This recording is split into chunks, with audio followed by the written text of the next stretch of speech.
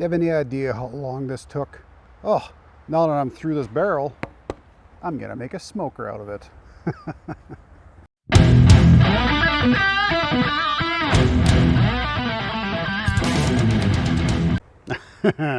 Okay, enough fooling around.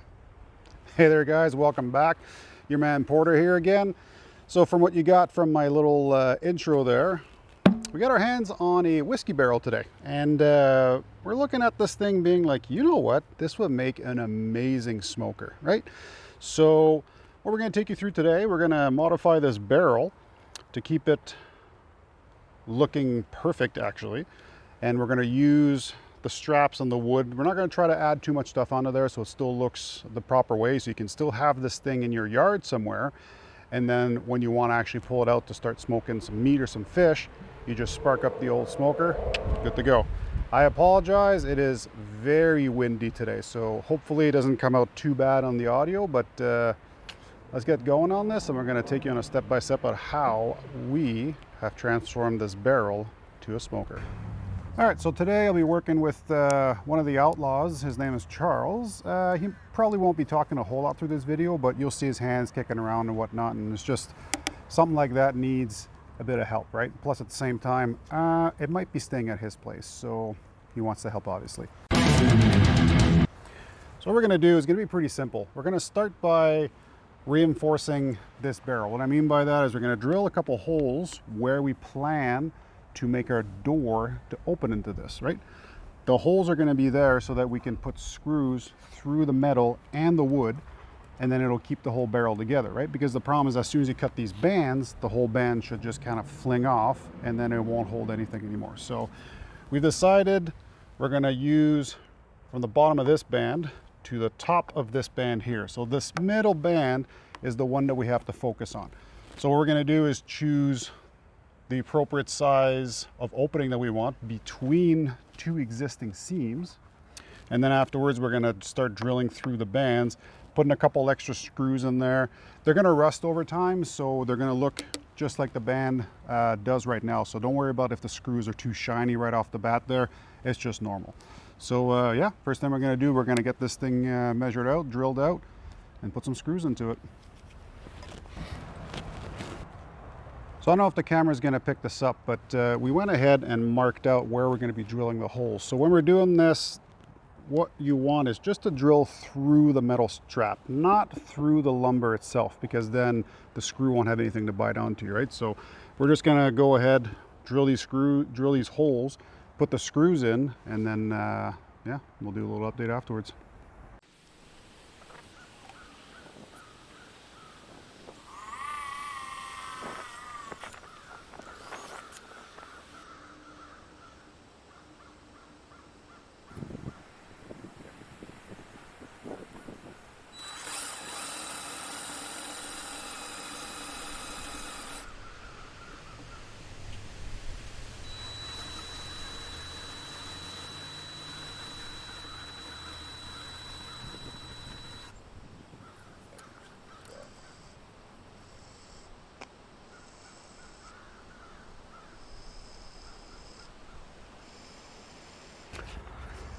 So what you guys just saw there, we were basically just taking a bit that was a little bit bigger, roughly the size of the head of the screw we're going to use, right? You just want to hit it a little bit to give it a quick countersink. So when you put the screw back in, it looks like it's almost flush. So this one should look pretty good.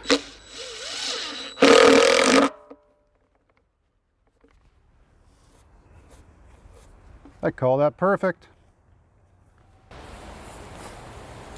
Okay, so we went ahead and put all our screws in.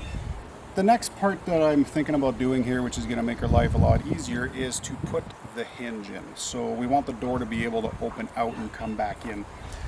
The reason I want to do this right now is because this is going to be heavy, and at the same time we don't need to cut on the inside here where the hinge is going to be, because if you know how a barrel is designed, it's just a bunch of wooden slats all kind of pinched in together, and the rings hold that in place.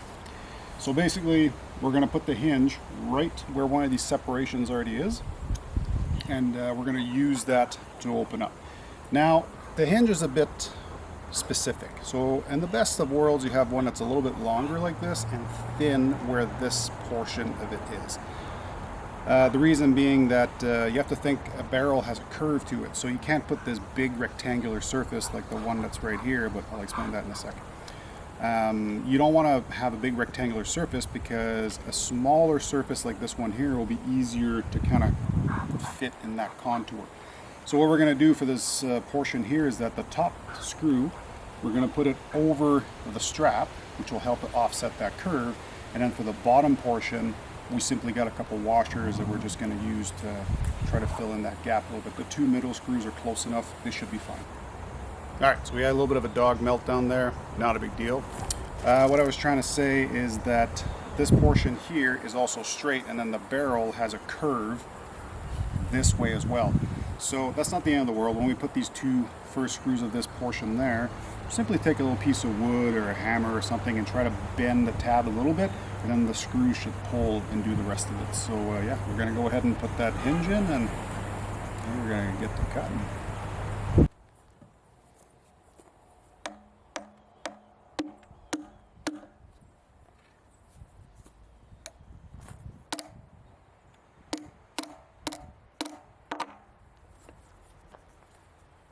That should be a good one.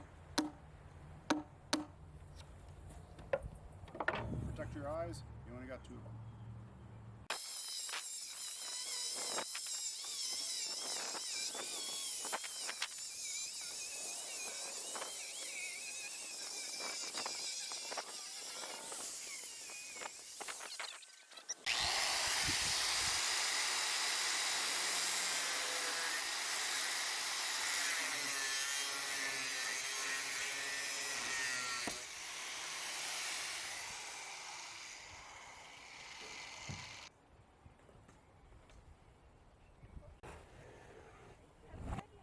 We have to finish it with a handsaw just because you can't quite get the corners when you're trying to hit it with a blade.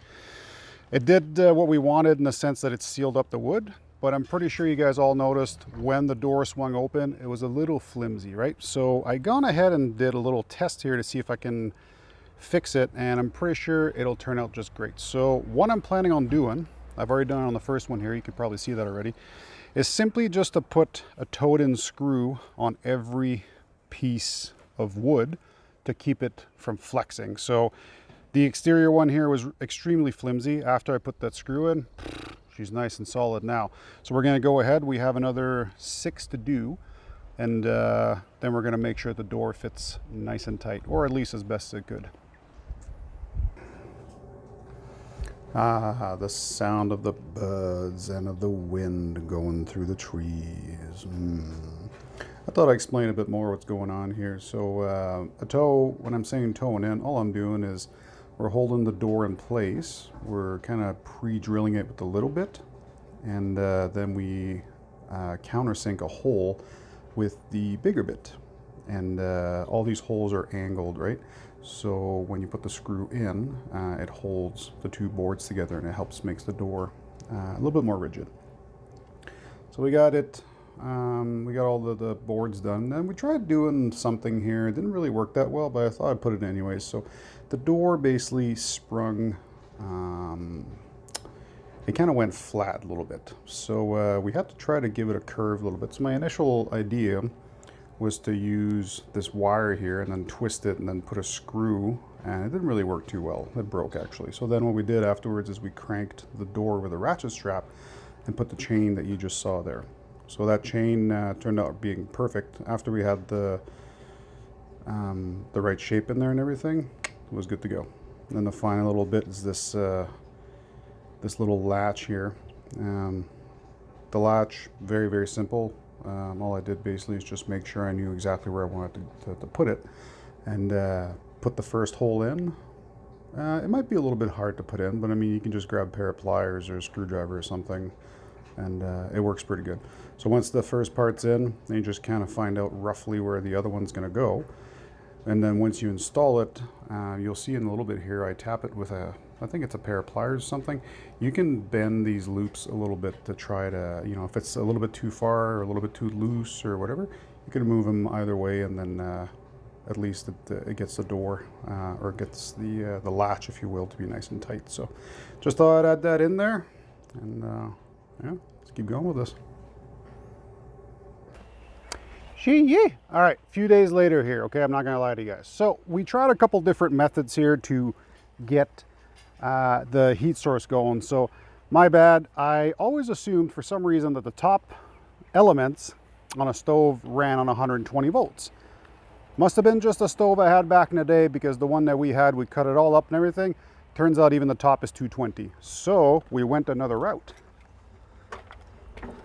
Picked up a simple little hot plate with a little button in the front, right? So what we're gonna do here is we're gonna take the button off of it to have it on the exterior of the barrel. And then this is gonna be our heat source. So off camera, we gave it just a quick try just to see if everything got hot enough. Threw a couple chips in some old pan that we had, and it looked pretty good. Now we have to do the full test in there. So we're gonna take this thing apart. Unfortunately, I don't want you guys to get hurt, so I'm not gonna show you how I take this apart, but you can look it up. It's just a safety thing. There's no issues at all. So all we're doing, again, taking the controller, putting it outside of the barrel so we can come in and just fine adjust it. We'll see you in a bit. Okay, so we've just finished doing the whole wiring stuff and all that there. I'll put a little bit of a shot of me kind of going around. So it was really simple. Really all we did is just drill the hole in the side, pass all our wiring through it, hooked up the switch, and then we put the power through the same hole at the same time. So like I said, don't want to show it to you guys for safety reasons, but it's pretty easy to find out how to just extend the wires and make it work. So one last thing we're going to do here before I think we're going to get rained out pretty soon. So we're going to install this little kind of barbecue probe or whatever. Simply drill a hole through the door. We're going to jam that in there, and then get some chips in there and get some smoke going.